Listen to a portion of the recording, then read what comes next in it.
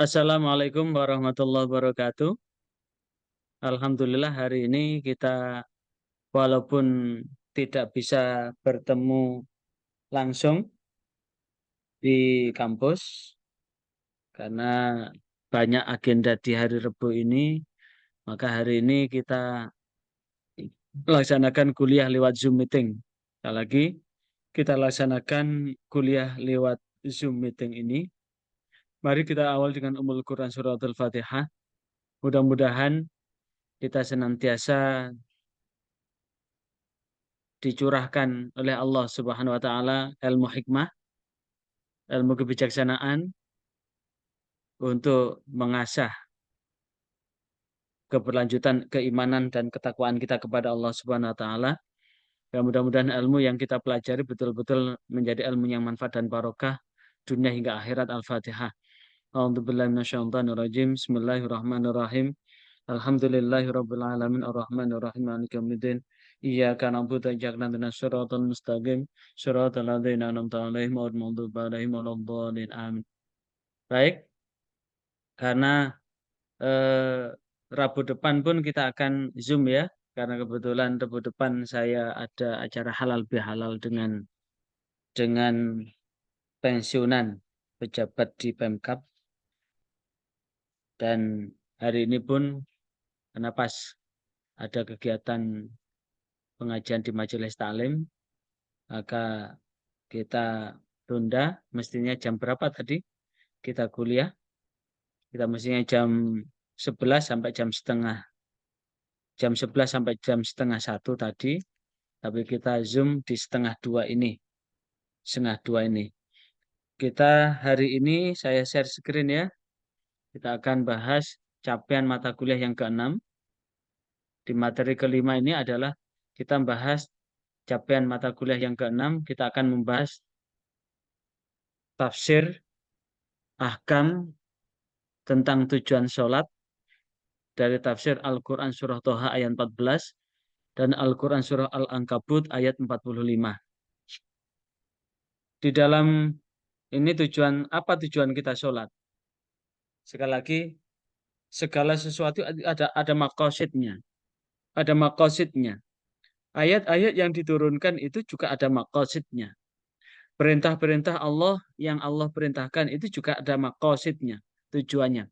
Termasuk Allah memerintahkan sholat. Di dalam Al-Quran, kata as-sholah itu disebutkan sebanyak 55 kali. Sekali lagi, kata as-sholah, sholah yang diawal dengan al-ta'rif, dengan as-sholah, itu disebutkan sebanyak 56 kali.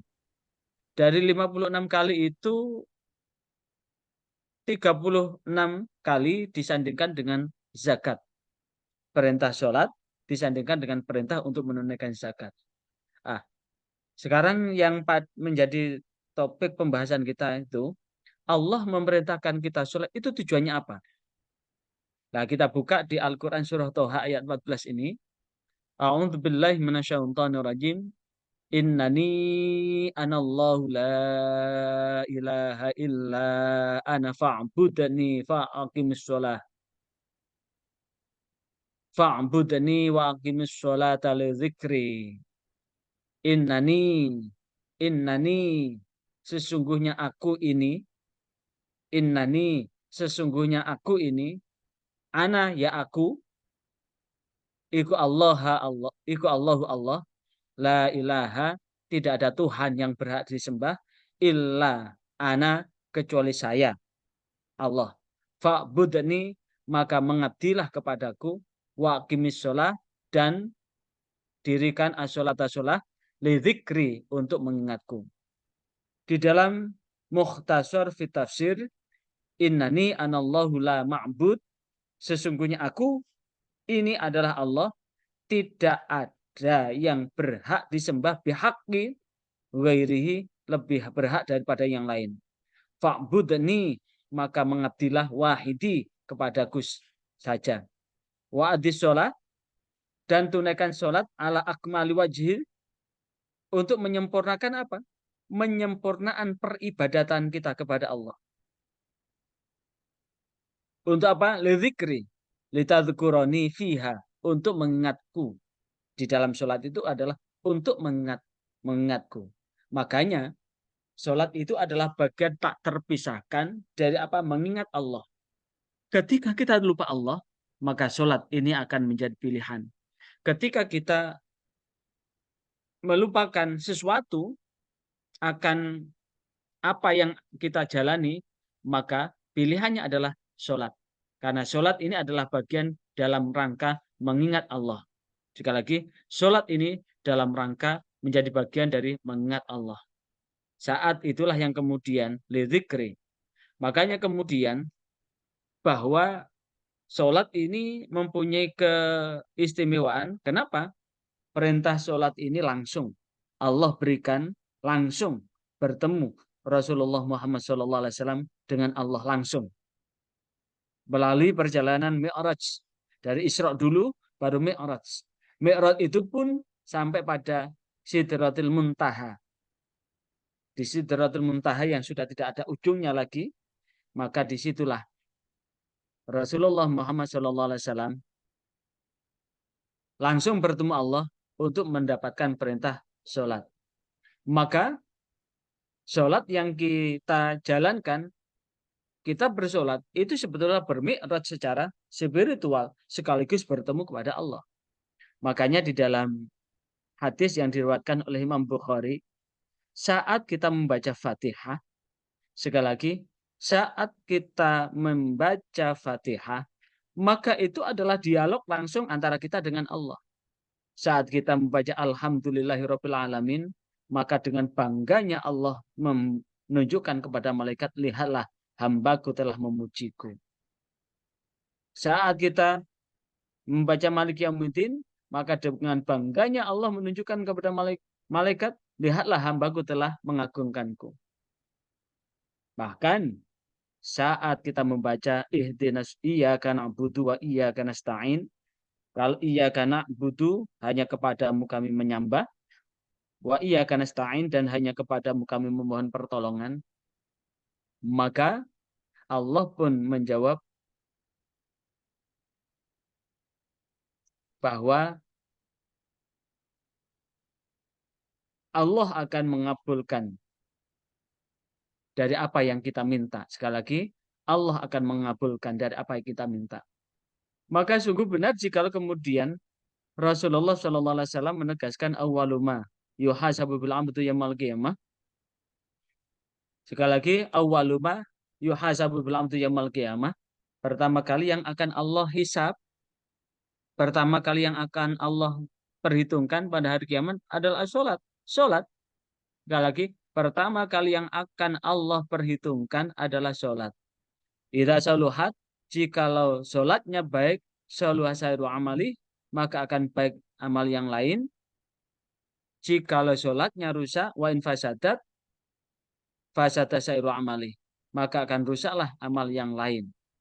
Maka sholat yang kita jalankan ini akan menentukan baik buruknya pribadi kita. Sekali lagi, sholat yang kita jalankan akan menentukan baik buruknya diri kita, akan menentukan selamat celakanya diri kita.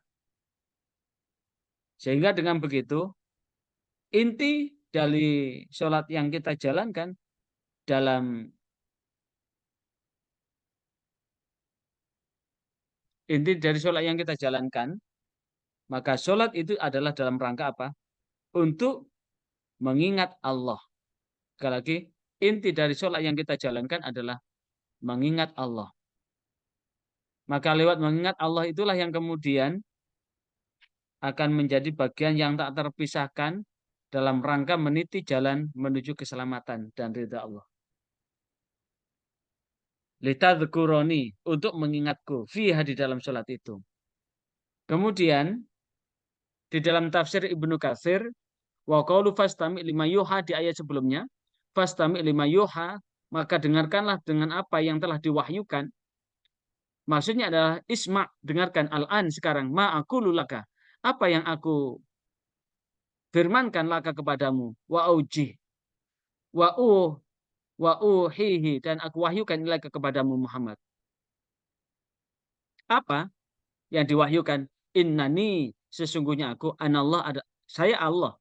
La ilaha illa ana. Tidak ada Tuhan yang berhak disembah kecuali aku. Di dalam Ibnu Katsir, hadza awal wajibin, hadza awal wajibin. Ini adalah awal kewajiban ala mukallaf, alal mukallif, alal mukallifin, alal mukallafin. Ini adalah awal kewajiban bagi orang-orang mukallaf. Ayya'lamu, untuk mengetahui annahu la ilaha illallah. Untuk mengetahui bahwa sesungguhnya tidak ada Tuhan yang berhak disembah kecuali Allah. Wahdahu la syarikalah. Dan dengan keahatannya tidak ada sekutu bagi Allah. Tidak ada sekutu bagi Allah. Tidak ada menduakan Allah. Maka kata khusyuk di dalam sholat itu berarti tidak menduakan. Dalam konsentrasi yang dituju hanya kepada Allah. Wa qaulu, kemudian Allah berfirman, fa'budni, maka mengabdilah kepadaku. Ibadahlah kepadaku. Ai wahid. Wahidni, tauhidkanlah aku. Wakum, dirikan bi ibadati, dengan mengabdikan kepadaku, min ghairi syarik, tanpa ada sekutu. Dengan apa? Waqimis sholah, dirikan sholat, lidzikri, untuk mengingatku. Kila maknahu sholli litadkuroni, sholatlah untuk mengingatku. Wakila maknahu aqimis sholah inda dzikrika, dan dirikan sholat ketika engkau mengingatku. Dirikan sholat ketika engkau mengingatku. Di tafsir yang lain, aqimis sholah, wa qalu ma'nahu aqimis sholah lidzikri, ai wa yashhadu lihada tsani maqala Imam Ahmad. Ini adalah sebagai bentuk kesaksian untuk yang kedua dari apa yang disampaikan oleh Imam Ahmad. Hadatsana Abdurrahman bin Muhdi, hadatsana Musanna bin Sa'id, an Qatadah, an Anasin, an Nabi sallallahu alaihi wasallam, dari Nabi sallallahu alaihi wasallam qala, berkata, idza raqada ahadukum anis shalah, jika engkau telah raqada, idza raqada, apa itu raqada? Raqada itu apa? Raqada. Idza raqada. Idza raqada.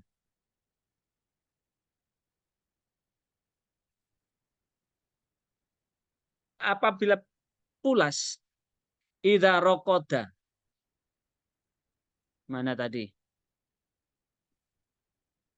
Idza raqada ahadukum, jika terlelap, jika salah satu di antara kalian terlelap anisolah dari sholat, pulas sehingga ghafal anha, atau melupakan,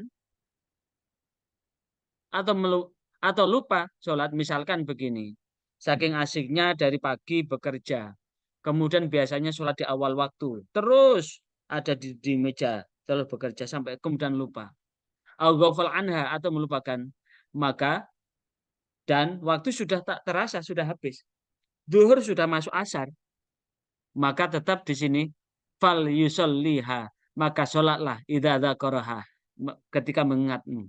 Maka ini mengandung makna bahwa sholat itu dari sisi perbuatan ada waktunya. Sholat itu ada dua, satu waktu sholat, yang kedua perbuatan. Walaupun waktu sholat sudah berlalu, perbuatan kewajiban dari sholat itu tidak hilang, maka tetap dikerjakan dengan perintah Rasulullah ini, fal yusolliha idza dzakaraha, maka tetaplah sholat kalian ketika kalian mengingatnya bahwa kalian belum sholat. Itu aqimis sholat inda dzikri kali. Kemudian di Allah Ta'ala qala, maka sesungguhnya Allah Ta'ala berfirman, aqimis sholat dzikri, dirikan sholat untuk mengingatku. Wa fi sahihain, sahihain itu berarti diriwayatkan oleh Imam Bukhari, Imam Muslim, sebagaimana yang dikutip oleh Ibnu Katsir di dalam tafsir Al-Qur'anul Azim. Anasin, dari Anas radhiyallahu an, qala, dia berkata, qala Rasulullah sallallahu alaihi wasallam, Rasulullah sallallahu alaihi wasallam bersabda, man nama, man sapa wong, nama kang turu sapa wong, ani sholat, dari sholat, au nasiyaha, utawa nglalekno sholat, fakafaratuha, maka kafaratnya ayusoliha idza dzakaraha, maka akan diampuni jikalau dia sholat ketika dia ingat. Berarti ketika ada orang tidur, misalkan jam 11 ini tidur, Terus saking nyenyaknya tidur sampai sampai apa? Sampai sampai maghrib. Berarti kalau jam 11 tidur kan belum waktunya sholat. Kemudian saking nyenyak tidur, tiba-tiba bangun maghrib. Berarti ada berapa waktu sholat yang ditinggalkan? Ada dua waktu sholat yang ditinggalkan apa? Sholat zuhur, sholat asar, dan sudah manjing di waktu maghrib. Berarti ada dua sholat. Maka perintah ini di dalam hadis yang diriwayatkan oleh Imam Bukhari Muslim ini, man nama barang siapa yang tidur anisolah dari sholat au nasiyaha atau melupakan sholat, maka kafaratnya Allah akan mengampuni ayyusolliha jikalau sholat idza dzakaraha ketika mengingat la kafaratan laha illa dalik, dan tidak ada pengampunan kecuali mengerjakan itu. Berarti ketika bangun sudah terlelap betul jam 11 pagi, jam 11 siang tidur, kemudian kebablas sampai maghrib, maka Allah tidak akan mengampuni karena ada kewajiban yang ditinggalkan. Berarti kalau kewajiban itu bila ditinggalkan berdosa, bila dikerjakan dapat pahala, maka jikalau itu belum dikerjakan masih dikenai dosa. Baru kafaroh atau dosanya itu hilang jikalau kemudian sholat. Maka apa yang dilakukan dulu? Sholat zuhur dulu kodok, dilanjutkan sholat asar kodok, kemudian baru sholat maghrib. Maka dosa meninggalkan sholat zuhur asar itu akan gugur setelah mengkodok sholat zuhur sama asar. Kemudian di dalam surah Al-Ankabut, ayat 45, A'udzu billahi minasyaitonir rajim. Utslu ma uhiya ilaika minal kitabi wa aqimus shalah. Innas sholata tanha 'anil fahsya'i wal munkar wa la dzikrullahi akbar wallahu ya'lamu ma tasna'un. Utslu, bacalah ma uhiya apa yang telah diwahyukan ilaika kepadamu minal kitab dari Al-Qur'an, wa aqimus shalah dan dirikan salat. Inna sholata sesungguhnya salat tanha mencegah anil fahsya dari perbuatan keji wal munkar dan mungkar. Perbuatan keji dan mungkar. Jadi tujuan sholat didirikan itu adalah untuk mencegah dari perbuatan keji dan mungkar. Wala dzikrullah, sungguh akan mengingat Allah akbar, lebih besar lagi. Wallahu ya'lamu ma tasna'un. Dan Allah Maha mengetahui apa terhadap apa yang kamu kerjakan. Di dalam tafsir Ibnu Katsir, tsumma qala ta'ala amira Rasulullah sallallahu alaihi mu'minin bi tilawatil Quran. Ini adalah merupakan perintah Allah kepada Rasulullah dan orang-orang yang beriman untuk apa? Bitilawatil Quran, dengan membaca Al-Quran. Jadi membaca Al-Quran itu adalah bagian dari perintah Allah. Wa wa qira'atuhu iblaguhu linnas. Karena membaca itu akan mengingatkan, akan memantapkan kehidupan ini. Kemudian waqimus sholat, dan dirikan sholat. Inna sholat tatanil fasyal munkar, sesungguhnya sholat itu mencegah dari perbuatan keji dan mungkar. Wala dzikrullahi akbar, dan sungguh akan mengingat Allah dengan sebar-sebar mengingat Allah. Apa maknanya? Anna sholata, sesungguhnya sholat, tashtamilu, mengandung, ala syai'an, mengandung dua hal. Sekali lagi, anna sholat tashtamilu ala syai'ain, bahwasanya sholat itu mengandung dua hal. Apa dua hal itu? Yang pertama adalah tarkil fawahish, meninggalkan perbuatan keji. Yang kedua adalah wal mungkar dan mungkar. Ai innal muwadzibataha tahmilu ala tarki dzalik, dan makna yang dimaksud di situ adalah mengandung meninggalkan itu semua. Wa qad jaa fil hadis, itu sebagaimana diterangkan di dalam hadis fi riwayatin Imran, di dalam riwayat Imran an Ibnu Abbas dari Abdullah bin Abbas marfu'an, yang marfu', hadis ini adalah marfu', malam tanhahu sholatuhu anil fasya, barang siapa yang sholat itu tidak akan bisa merubah dari perbuatan keji wal mungkar dan mungkar, lam tazidu minallah illa bu'dan, maka tidak akan menambah sedikit pun dari Allah kecuali semakin jauh. Jadi walaupun sholat, makanya kemudian kalau dibahasakan yang sering saya sampaikan ketika saya melakukan pembinaan di lembaga pemasyarakatan, yang sebetulnya di lembaga pemasyarakatan itu banyak orang-orang mayoritas muslim itu. Muslim juga sholat semua itu, sebagian besar sholat itu. Antara yang sholat dengan yang tidak sholat, banyak yang sholat itu. Ada kasusnya mencuri, ada kasusnya merampok, dan sebagainya. Kenapa mereka sholat itu perbuatan keji dan mungkarnya tidak berlaku? Karena ada sebagian dari masyarakat, sholat itu ibadah, ngecok itu adalah pekerjaan. Dianggap bahwa mencuri itu pekerjaan, sholat itu sebagai ibadah. Jadi kalau kemudian orang mengerjakan sholat tapi tetap ngecok-ngecok itu apa Pak Jun? Apa Pak Jun ngecok Pak Jun? Eh? Tetap ngecok. Ya, sholatnya tidak akan menjauhkan dari perbuatan keji. Wong itu nge ngecok, nyopet, nyolong itu kan bagian perbuatan keji dan mungkar itu. Nah, kalau kemudian orang sholatnya tidak tidak putus, tapi tetap waktunya sholat, waktunya nyuri-nyuri, ya itu tidak akan menambah hasil karena sesungguhnya sholat itu adalah tanha anil fahsya'i wal munkar, mencegah dari perbuatan keji dan mungkar dan untuk mengingat Allah.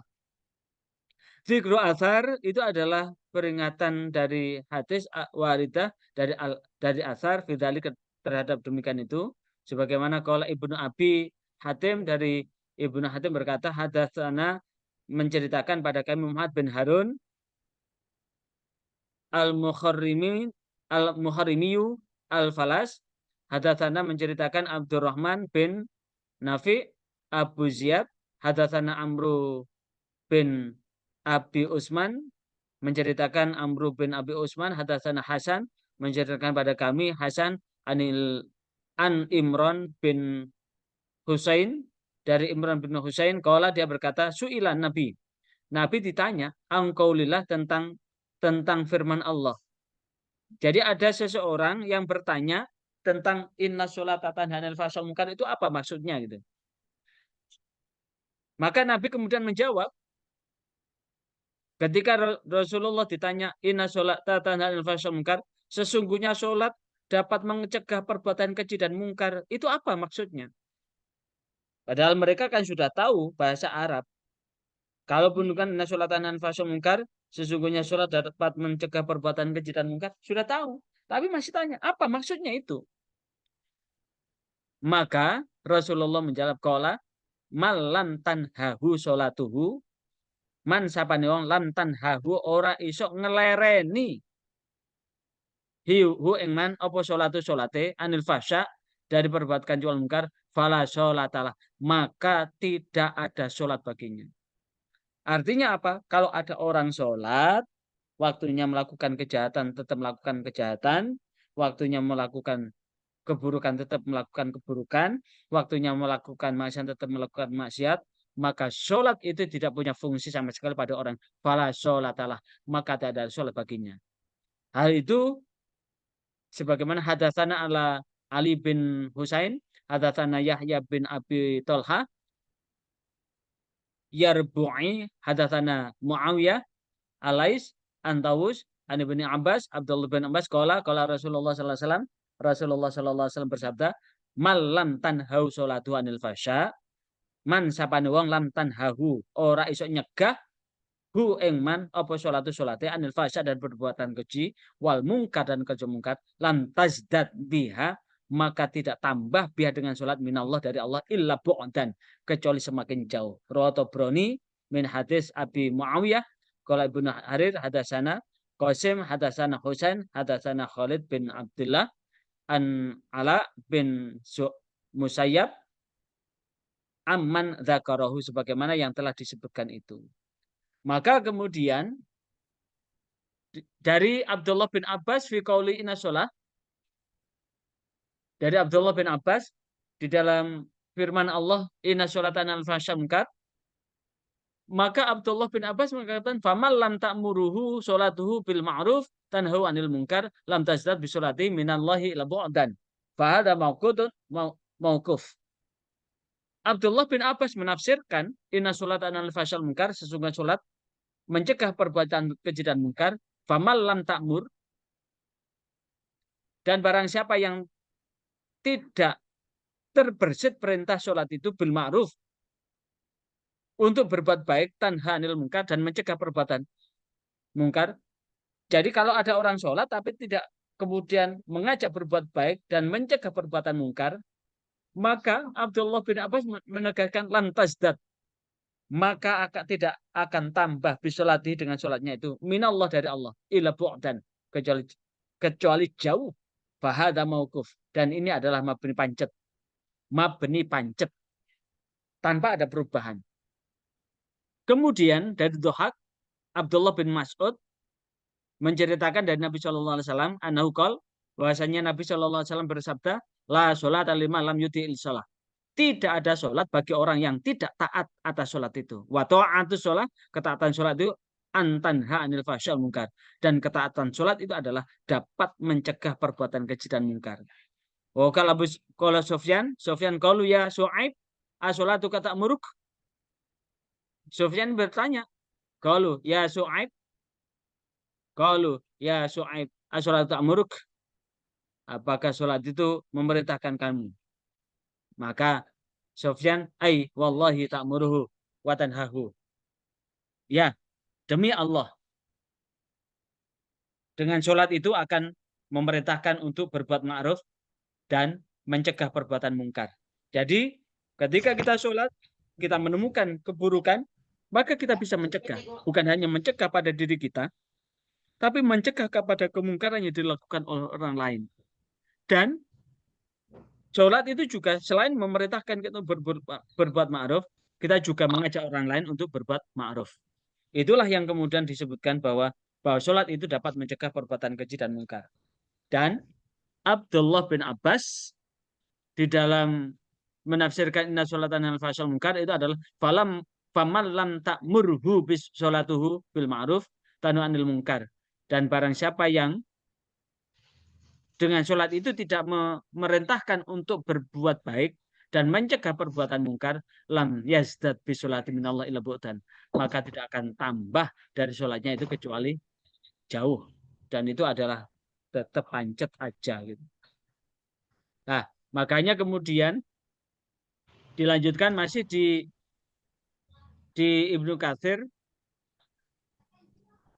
an Juwair an Dohak an Abdullah qala Rasulullah sallallahu alaihi wasallam, Rasulullah sallallahu alaihi wasallam bersabda, qala Abu Khalid Marah an Abdullah, la sholat lima lam yuti' shalah. Tidak sholat bagi orang yang tidak taat. Sholatnya itu tidak membawa ketaatan begitu.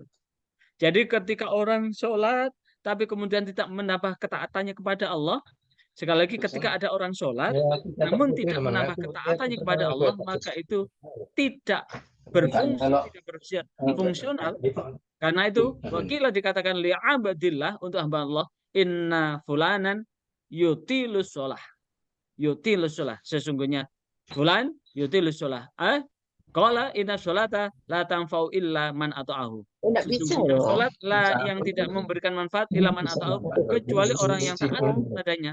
Maka sesungguhnya sholat yang dikerjakan itu akan menambah ketaatan kita kepada Allah Subhanahu wa taala. Sehingga Rasulullah menegaskan, man sholla sholatan lam tanhau anil fahsyal munkar. Barang siapa yang sholat namun tidak mencegahnya dari perbuatan keji dan mungkar, lam tazdad biha, maka tidak akan tambah dengan sholat itu minallah dari Allah ila bu'dan, kecuali jauh.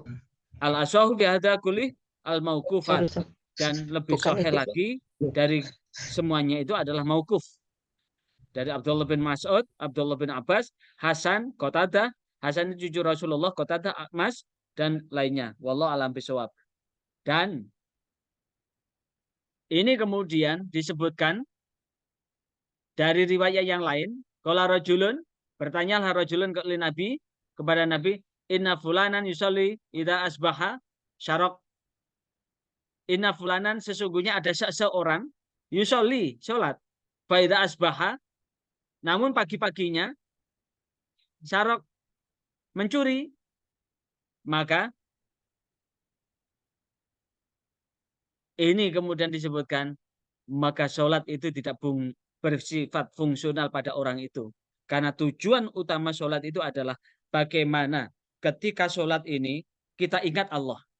Sekali lagi, di ayat sebelumnya Kita sholatnya adalah untuk mengingat Allah, menyadari bahwa dimanapun kita berada, kita selalu diawasi oleh Allah. Sekali lagi, dimanapun kita berada, kita ini selalu diawasi oleh Allah. Ketika orang yang sholat tapi dia tidak merasa diawasi oleh Allah, maka di luar sholat, waktunya mencuri ya curi, waktunya maksiat tetap maksiat, berarti merasa bahwa Allah itu hanya ada di masjid musola, tapi di luar masjid musola tidak ada Allah. Nah itu, karena itu datang seorang laki-laki kepada Nabi dan bertanya, Inna fulanan yusolli bilail, sesungguhnya ada seorang laki-laki sholat pada malam harinya, faida asbaha, maka paginya saroko, dia mencuri. Fakola inau sayan hahu mayakul, sesungguhnya dia tidak akan mampu mencegah dari apa yang telah dikatakan itu. Sehingga pada intinya ya, sholat itu dalam rangka apa? Mengingat Allah. Dimanapun kita berada, kita selalu diawasi oleh Allah. Sekali lagi kita selalu diawasi oleh Allah. Dan di saat itu tidak ada satupun yang bisa bersembunyi walaupun kita melakukan kejahatan di perut bumi. Sehingga dengan demikian, sebagaimana yang disampaikan Hamad bin Abi Sulaiman, inna sholat atanil fasyal mungkar, sesungguhnya sholat itu dapat mencegah perbuatan keji dan mungkar. Maksudnya adalah madum tafiha wa qala Ali bin, adalah selamanya kita akan bisa menghindarkan dari berbuat mungkar. Kemudian wala dzikrullahi akbar, wala dzikrullahi akbar, dan hendaklah kamu mengingat Allah dengan sebesar-besarnya. Dzikrullah inda ta'amika, mengingat Allah ketika makan, wa inda manamika, ketika kita tidur. Jadi wala dzikrullahi akbar, mengingat Allah sebanyak-banyaknya itu selalu mengingat Allah. Apakah saat kita makan, ketika kita mau makan, ada doanya Bismillahirrahmanirrahim, Allahumma barik lana fima razaqtana wa qina adzabannar. Mengingat Allah. Saat kita tidur, kita juga mengingat Allah. Bismikallahumma ahyana wa bismika amut. Saat kita keluar rumah, Bismillah tawakkaltu 'ala Allah, la haula wala quwata illa billahil aliyyil azim. Saat kita masuk, kita juga mengingat Allah, Assalamualaikum, dan kemudian berdoa.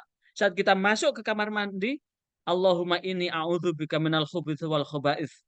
Ketika kita keluar dari kamar mandi, alhamdulillahilladzi, alhamdulillah.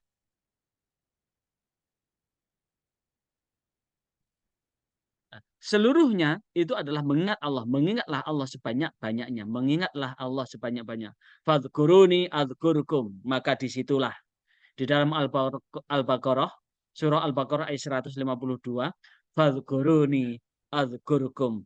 Maka ingatlah aku, maka aku pun akan mengingatmu. Wala dzikrullahi yana akbar. Maka sungguh mengingat Allah dan kepada Allah itu akan semakin besar kita mengagungkan Allah dan merasa kita diawasi oleh Allah dimanapun kita berada. Wala dzikrul akbar itu ada dua hal, dzikrullah inda harromaha. Kalau menurut Abdullah bin Abbas, wala dzikrullah akbar, dan hendaklah mengingat Allah sebanyak-banyaknya, itu ada dua hal. Yang pertama, dzikrullah indama harromahu, mengingat Allah ketika kita dihadapkan pada yang haram. Yang kedua adalah dzikrullah yakum a'dhamu inda dzikrik, dan mengingat Allah ketika kita sudah berhati-hati dalam kehidupan ini, maka a'dhamu min dzikrikum, akan memperbesar ketika ini akan menyadarkan kita. Ketika kita mengingat Allah, Allah pun akan mengingat kita. Sehingga Abdullah bin Abbas berkata, hal tadri ma qauluka qaulu ta'ala, apakah kamu tahu maksud dari firman Allah wala dzikrullah akbar? Qala qultu na'am, ya. Qala ma fama huwa? Qultu tasbih. Termasuk membaca tasbih subhanallah, tahmid alhamdulillah, takbir Allahu akbar fi shalah. Itu adalah bagian dan zikir. Wa qiraatul Quran, membaca Al-Quran itu juga bagian dari zikir. Wa nahu dzalika, dan lainnya. Qala laqad qulta qaulan ajaban. Betul, ucapan kamu itu bagus dan mengagumkan. Wa ma huwa kadzalik walakin huwa yaqulu dzikrullah yakum. Nah, inilah yang kemudian akan menandakan bahwa sesungguhnya sholat itu tujuannya seperti itu. Barangkali itu ada yang ditanyakan? Saya persilakan lagi. Silakan. Barangkali ada yang ditanyakan dari saudara yang hadir pada kesempatan ini. Silakan. Waktu masih ada 5 menit sebelum kita akhiri pertemuan pada hari ini. Pak Parjo ada pertanyaan? Mbak Nailu?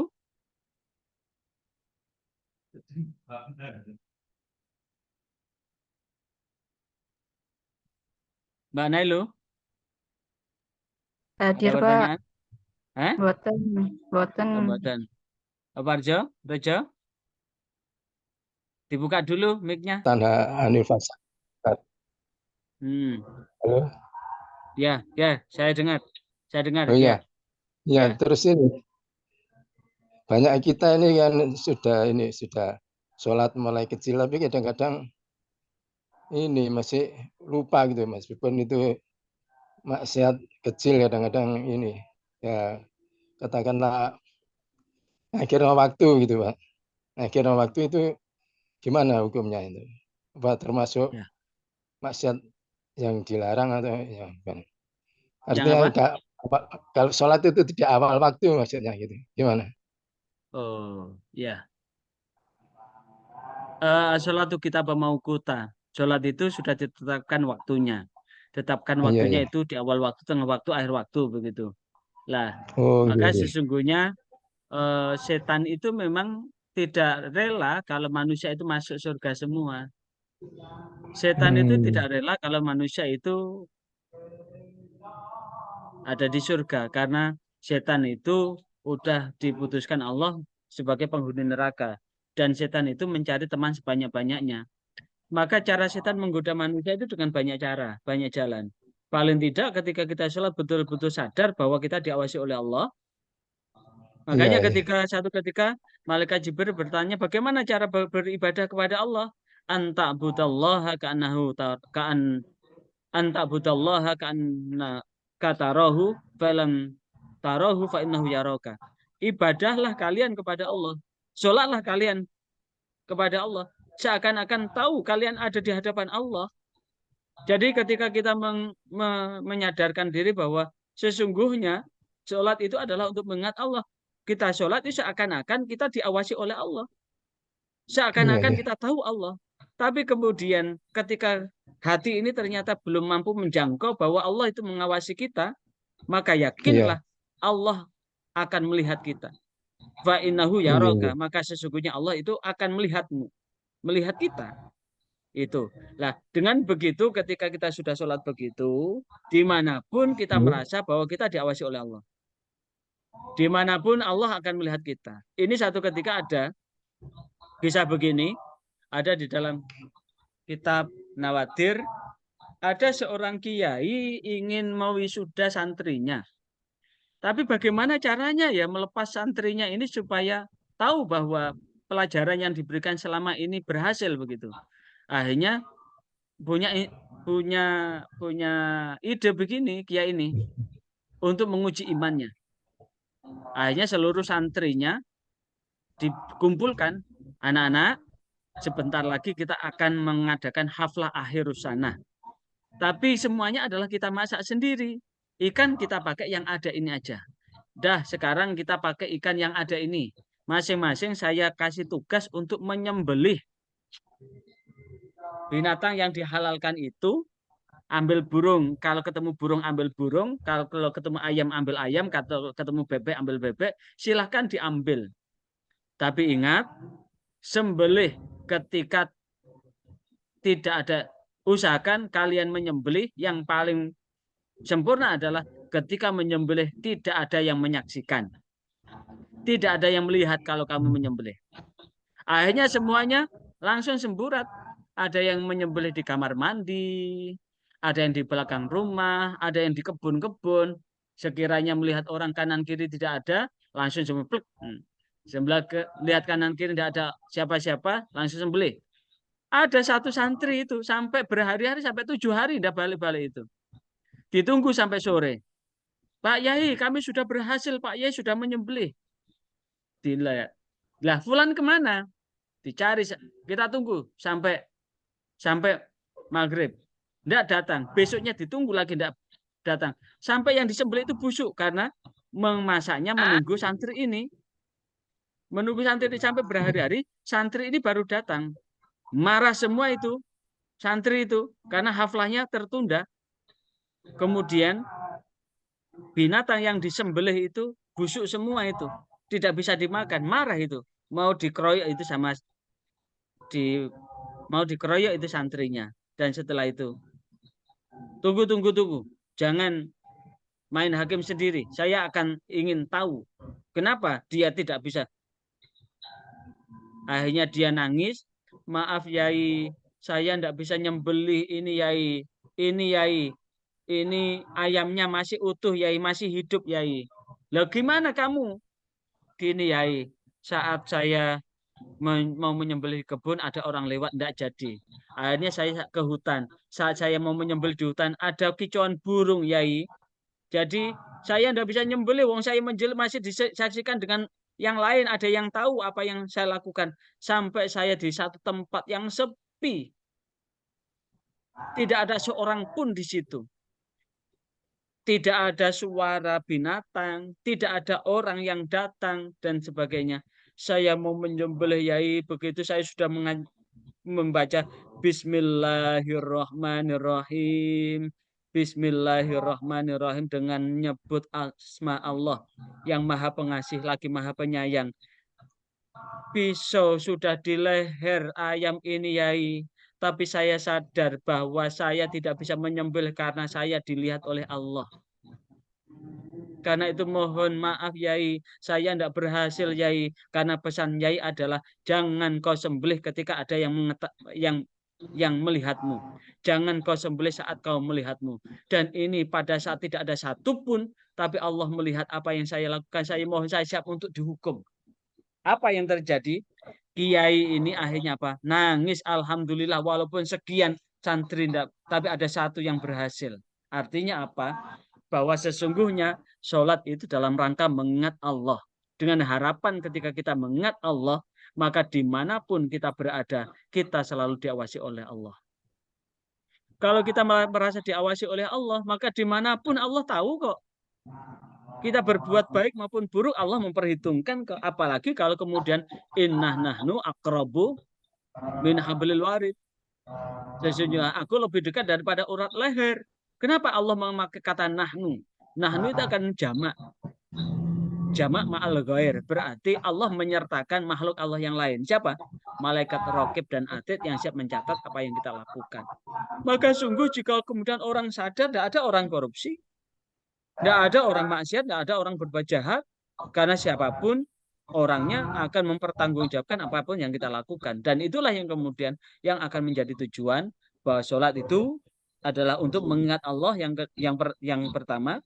Yang kedua adalah sholat itu adalah untuk mencegah perbuatan keji dan mungkar sekaligus untuk mengingat Allah dengan mengingat dalam suasana apapun. Saat kita tidur, mengingat Allah. Saat kita makan, mengingat Allah. Makanya ketika kita makan, kita baca Alhamdulillah, Bismillahirrahmanirrahim, Allahumma barik lana fima razaqtana wa qina adzabannar.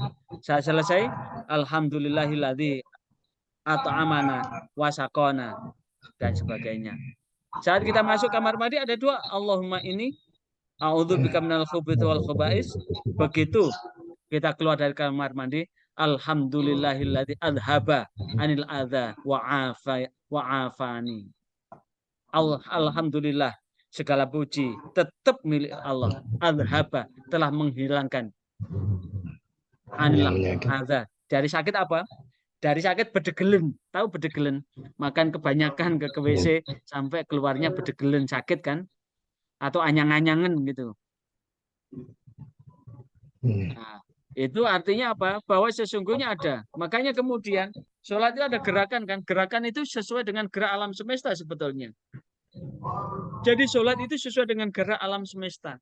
Maka sungguh dari sholat yang kita kerjakan ini akan memupuk kita untuk lebih disiplin dalam hidup ini. Hidup ini pilihan. Kita menjadi orang yang patuh kepada Allah atau ingkar kepada Allah. Kalau patuh kepada Allah, patuhlah dengan kepatuhan yang maksimal gitu. Wala tamutunna illa wa antum muslimun haqqa tuqatih dengan sebenar-benarnya takwa gitu. Dengan sebenar-benarnya takwa. Oke, itu sebentar lagi akan dikumandangkan sholat asar, dan sebagaimana satu ketika Abdullah bin Mas'ud bertanya kepada Rasulullah, ayyul amali ahabbulallah, amal apa yang paling Allah cintai? Dalam riwayat yang lain, ayyul amali afdalu, amal apa yang paling utama? Dalam riwayat yang lain, ayyul amali aqrabu ilal jannah, amal apa yang lebih mendekatkan ke surga? Maka ternyata Rasulullah menjawab as-sholatu ala waktiha, sholat yang dikerjakan pada waktunya.